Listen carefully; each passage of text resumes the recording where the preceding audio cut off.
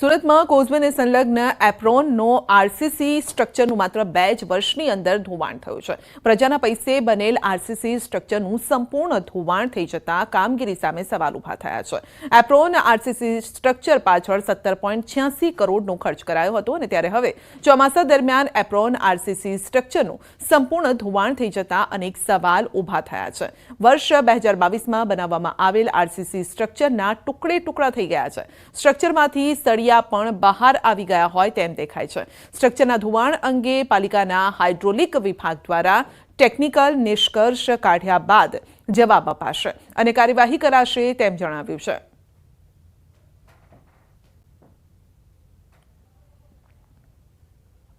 सामान्य रीते जो कोई माणस हत्या करे तो तेने आजीवन कैद अथवा तो फांसीनी सजा थती होय छे, परंतु सूरतमां एक मानवभक्षी दीपड़ाने आजीवन कैदनी सजा थई छे। सूरत जिल्लाना मांडवीथी पकड़ायेल मानवभक्षी दीपड़ो झंखवावमां रिहेबिलिटेशन सेंटरमां प्रथम कैदी बन्यो छे अने हवे ते एक कैदी तरीके पोतानुं बाकीनुं जीवन पसार करशे।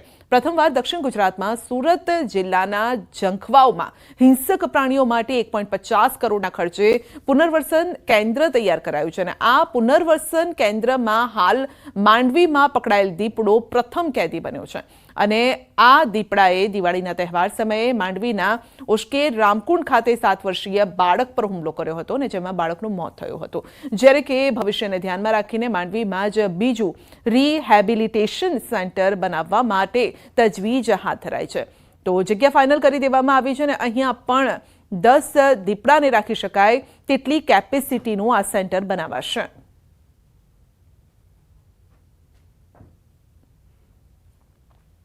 लेपर्ड रेस्क्यू और रिहेबिलिटेशन सेंटर हम मतलब इनका वो स्टार्ट कर दिया है। इसके अंदर टोटल मतलब इनका 10 लेपर्ड रखने के लिए हमारा पास मतलब इनका बेसिक सुविधा है।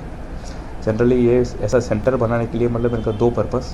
ये पहले पर्पस है, कोई लेपर्ड मतलब हैबिचुअली मतलब ह्यूमन के ऊपर अटैक किया, ऐसा लेपर्ड का हम ट्रैप करके हम ये रिहेबिलिटेशन सेंटर में रखने वाले।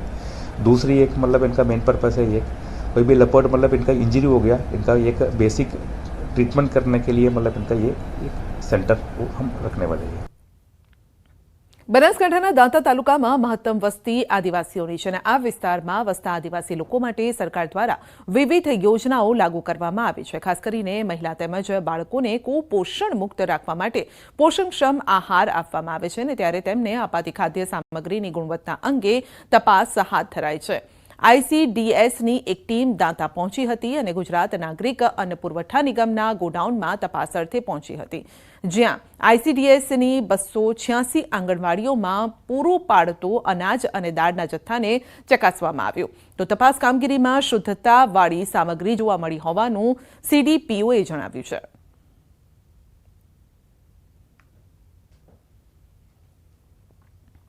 ભાવનગરમાં બોર તળાવ નજીક ધોબી સોસાયટી વિસ્તારમાંથી પસાર થતા વાહન ચાલકો છેલ્લા 9 મહિનાથી પરેશાન છે। રોડ પહોળો કરવા અને નવો બનાવવા મોટા ઉપાડે દબાણો તો દૂર કરાયા, પરંતુ 9 મહિના બાદ પણ આજ દિન સુધી રોડનું કામ નથી થયું। સ્થાનિકોનો દાવો છે કે તેના કારણે અગવડતા અનુભવાય છે। રોડનું ડિમોલેશન આમ માનીએ તો 1 વર્ષ દિવસ પહેલા ડિમોલેશન કરી નાખ્યું હતું અને આપને એવું લાગતું હતું કે તાત્કાલિક યુદ્ધના ધોરણે આ રોડની કામકાજ પૂરું થઈ જશે, પણ કોઈ સંજોગ એવા આવ્યા કે રોડનું કામ થયું નહીં। ખાડા ખોદીને રહ્યા જતા હતા। હાલમાં હવે થોડું ઘણું રોડનું કામ શરૂ કર્યું પણ ભરતી ભરીને રહ્યા જાય છે।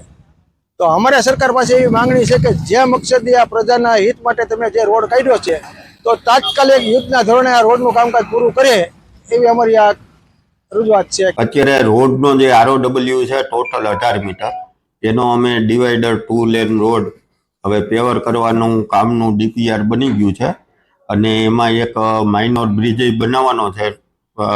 રોડ કલવટ જે ગઢેચી છે એનું રોડ કલવટ બનાવવાનું છે, એનો DPR બની ગયો છે।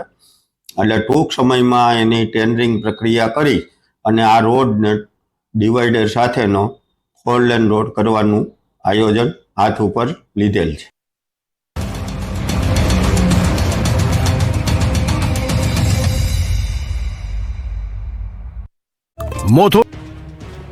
વલસાડ જિલ્લાની પારડી નગરપાલિકાનું ઊંઘતું તંત્ર હવે હરકતમાં આવ્યું અને શહેરમાં રખડતા પશુઓને ઝડપી લેવા પ્રયાસો હાથ ધર્યા. પાલિકાના પશુ પકડવાના આ અભિયાન અંતર્ગત 8 પશુઓને ઝડપી તેમને ઉમરસાડી ગૌશાળામાં રખાયા છે.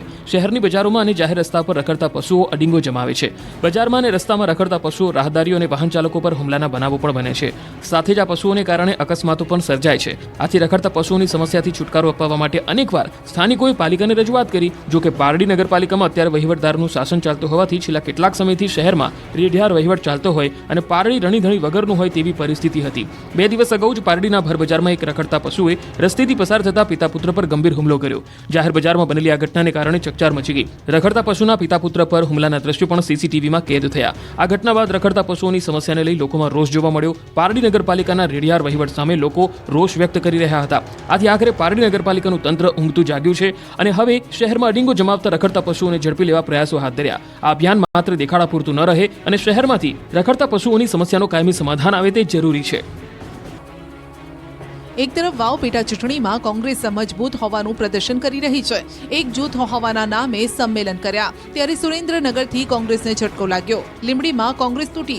સુરેન્દ્રનગરના લીંબડી તાલુકાના અલગ અલગ વિસ્તારના 150 જેટલા કોંગ્રેસના આગેવાનો ભાજપમાં જોડાયા. રાણાગઢ અને ફુલવાડી સહિતની ગ્રામ પંચાયતના 150 જેટલા આગેવાનો ભાજપમાં જોડાયા. ગ્રામ પંચાયતના કોંગ્રેસના હોદ્દેદારો, કાર્યકરો, આગેવાનોએ કેસરીઓ ધારણ કર્યો. કચ્છના સાંસદ વિનોદ ચાવડા, જિલ્લા ભાજપ પ્રમુખ હિતેન્દ્રસિંહ ચૌહાણ, ધારાસભ્ય પીકે પરમાર સહિતના હોદ્દેદારો આ પ્રસંગે ઉપસ્થિત રહ્યા. ભક્તિ, ભજન અને ભોજનનો ત્રિવેણી સંગમ ગણાતી ગિરનારની લીલી પરિક્રમા શરૂ થઈ ચૂકી છે. મોટી સંખ્યામાં શ્રદ્ધાળુઓ લીલી પરિક્રમા કરવા માટે જૂનાગઢ પહોંચી ગયા છે. પરિક્રમામાં હૈયે હૈયું દળાય તેવા અદ્ભુત દ્રશ્યો સામે આવ્યા. મોટી સંખ્યામાં શ્રદ્ધાળુઓએ પરિક્રમા કરી. ખાસ કરીને યુવાનોમાં પણ આ પરિક્રમાને લઈને અનેરો ઉત્સાહ છે. પરિક્રમાર્થીઓ હાથમાં લાકડી લઈને તો કેટલીક મહિલાઓ માથે સામાન રાખીને પરિક્રમા કરતી નજરે પડે છે. ગિરનારની પરિક્રમાના આખા રૂટ પર માનવ મહેરામણ ઉમટી પડ્યું છે. આ વર્ષે સારા વરસાદના પગલે ઝરણામાં ભરપૂર પાણીની આવક છે. આથી ઠેર ઠેર પરિક્રમાર્થીઓને પાણીમાંથી પસાર થવાનો લાહવો પણ મળે છે. જય ગિરનારી, હર હર મહાદેવના નાદ સાથે લાખો ભક્તોએ પ્રકૃતિના ખોળે અડીંગો જમાવ્યો.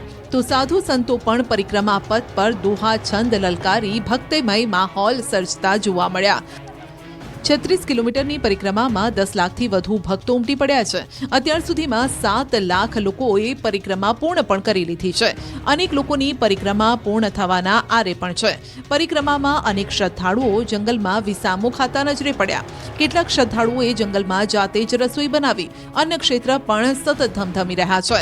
યાત્રાળુઓને કોઈ પ્રકારની તકલીફ ન પડે તે માટે તંત્ર સહિત અનેક સેવાભાવી સંસ્થાઓએ પણ ખાસ વ્યવસ્થા કરી છે. અનેક લોકોએ પરિક્રમા કરી ધન્યતા અનુભવી. ભક્તોને કોઈ અગવડ ન પડે તે માટે પોલીસ તંત્ર પણ સતત ખડે પગે છે. આ દરમિયાન પોલીસની માનવતા જોવા મળી. પોલીસ પેટ્રોલિંગ કરતા પીએસઆઈ પ્રતિક મશરૂ બાળકની મદદે આવ્યા. પરિક્રમા કરતા 4 વર્ષના બાળકને વીંછી કાઢ્યો હતો, જેથી પીએસઆઈ પ્રતિક